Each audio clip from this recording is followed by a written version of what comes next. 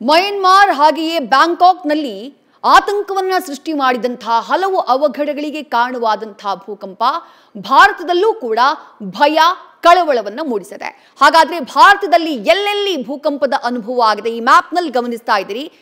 6.8 ಹಾಗೆ 7.7ರ ತೀವ್ರತೆಯಲ್ಲಿ ಎರಡೆರಡು ಬಾರಿ ಭೂಕಂಪ ಸಂಭವಿಸಿದೆ. ಮಯನ್ಮಾರ್ನ ಸಗ್ಯಾಂಗ್ ಅನ್ನುವಂತಹ ಪ್ರದೇಶದಿಂದ ಸುಮಾರು 16 ಕಿಲೋಮೀಟರ್ ದೂರದಲ್ಲಿರುವಂತಹ ಜಾಗ. ಮಯನ್ಮಾರ್ನಲ್ಲಿ ಆ ಎಪಿಸೆಂಟರ್ ಯಾವುದು, ಭೂಕಂಪ ಸಂಭವಿಸಿದಂತಹ ಆ ಕೇಂದ್ರ ಬಿಂದು ಯಾವುದು, ಅದು ಈ ಜಾಗ. ಈ ಭಾಗದಲ್ಲಿ ಸಂಭವಿಸಿದಂತಹ ತೀವ್ರವಾದಂತಹ ಭೂಕಂಪದ ಪರಿಣಾಮ ಕೇವಲ ಬ್ಯಾಂಕಾಕ್, ಥಾಯ್ಲ್ಯಾಂಡ್ನ ಬ್ಯಾಂಕಾಕ್ನಲ್ಲಿ ಮಾತ್ರ ಆಗಿಲ್ಲ, ಅಥವಾ ಚೀನಾದ ಯುನಾನ್ ಪ್ರಾವಿನ್ಸ್ನಲ್ಲಿ ಮಾತ್ರ ಆಗಿಲ್ಲ, ಭಾರತದ ಕೆಲ ರಾಜ್ಯಗಳು, ಭಾರತದ ಕೆಲ ನಗರಗಳಿಗೂ ಕೂಡ ಅದರ ಅನುಭವ ಆಗಿದೆ. ಮೊದಲನೇದಾಗಿ ಈಶಾನ್ಯ ರಾಜ್ಯಗಳಲ್ಲಿ ಹೆಚ್ಚಿನ ಪ್ರಮಾಣದಲ್ಲಿ ಅದರ ಎಫೆಕ್ಟ್ ಆಗಿದ್ದು, ಅಂದ್ರೆ ಮಯನ್ಮಾರ್ ಹಾಗೆ ಬ್ಯಾಂಕಾಕ್ನಲ್ಲಾದಷ್ಟು ತೀವ್ರತೆಯಲ್ಲಿ ಈ ಭಾಗದಲ್ಲಿ ಭೂಮಿ ಕಂಪಿಸಿಲ್ಲ. ರಿಕ್ಟರ್ ಮಾಪಕದಲ್ಲಿ ಸುಮಾರು 4ರಷ್ಟು ಭೂಮಿ ಕಂಪಿಸಿದೆ ಅನ್ನುವಂಥ ಮಾಹಿತಿ ಇದೆ. 4ರ ತೀವ್ರತೆಯಲ್ಲಿ ಭೂಮಿ ಕಂಪಿಸಿದೆ.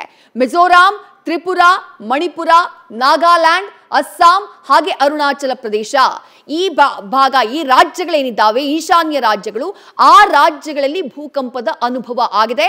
ಮಯನ್ಮಾರ್ನಲ್ಲಿ ಸಂಭವಿಸಿದಂತಹ ಭೂಕಂಪದ ಕಾರಣಕ್ಕಾಗಿ ಜನರಿಗೆ ಇಲ್ಲಿ ಭೂಮಿ ಅಲುಗಾಡಿದಂತಹ ಅನುಭವ ಆಗಿದೆ. ಮನೆಯಲ್ಲಿದ್ದಂತಹ ವಸ್ತುಗಳು ಕೆಳಗೆ ಬಿದ್ದಂತಹ ಅನುಭವ ಆಗಿದೆ. ಅದನ್ನ ಜನ ಹೇಳ್ಕೊಂಡಿದ್ದಾರೆ.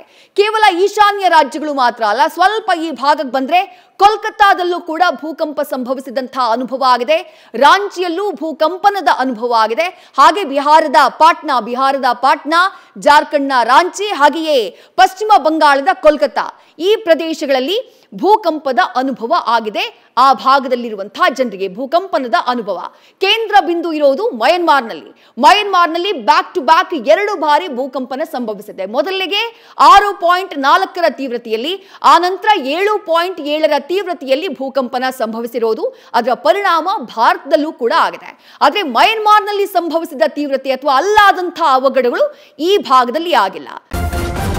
ನ್ಯೂಸ್ ಫಸ್ಟ್, ನಿರ್ಭೀತಿಯಿಂದ ನಿಮ್ಮ ಪರವಾಗಿ.